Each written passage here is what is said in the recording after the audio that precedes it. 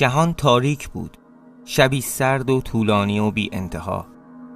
درون غاری در دل کوههای البرز در ظلمات مطلق پسری به دنیا می آید که آن را با نامهای مهر یا میترا می شناسیم. اسطوره‌ای کهن و یکی از قصه های قدیمی ایرانیان. میگویند او از آناهیتا زاده شد که او را ایزدبانوی باروری دانستند، یعنی این زن که به گفته باستانشناسان در صحنه تاجستانی شاه ساسانی از مهر پشت سرش ایستاده. زایش میترا روایات متعددی دارد.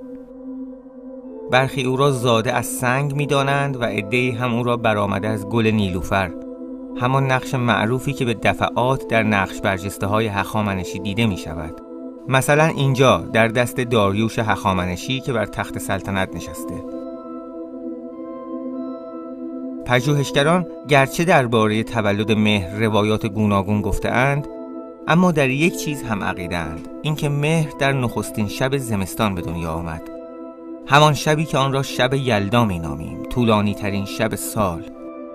مهر دشمن شب و سرما بود، دشمن اهریمن تاریک. او زاده زمستان بود، اما به هر کجای زمین که پا می‌گذاشت آنجا را روشن و گرم می‌کرد تا زمستان به سمت بهار برود. مهر به جوانی که رسید قصد کرد گاوی را قربانی کند تا طبق باور قدما خونش به شکوفایی و آفرینش زمین کمک کند و نیروهای شر و اهریمن را براند.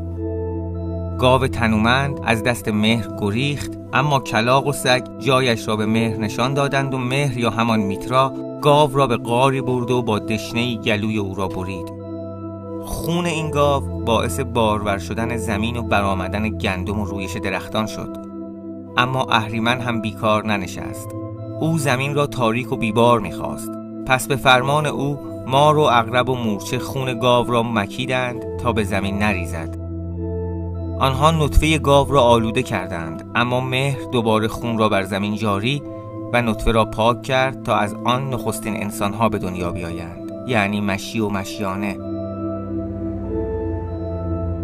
مهر از لحظه تولد خود با اهریمن نبرد می‌کرد، نبردی بین روشنایی و تاریکی، سرمای بی‌حاصلی و گرمای رویش.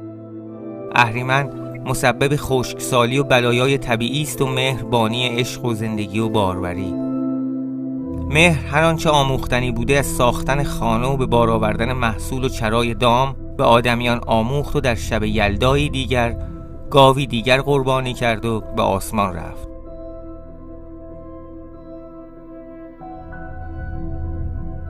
شاید خود خورشید شد و شاید خورشید از اون نور گرفت. هرچه هست پس از شب یلدا روزها بلندتر می شود و شبها کوتاه‌تر.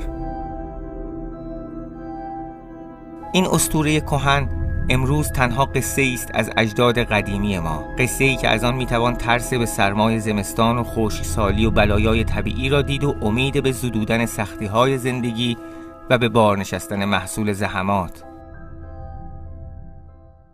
شب یلدا قرنها پیش جشنی برای تولد مهر بوده تا در بهار به بار نشستن تلاشش را شادمانی کنند. امروز هم این شب هنوز و همچنان شب مهر است و دور همنشینی و امید برای زندگی بهتر.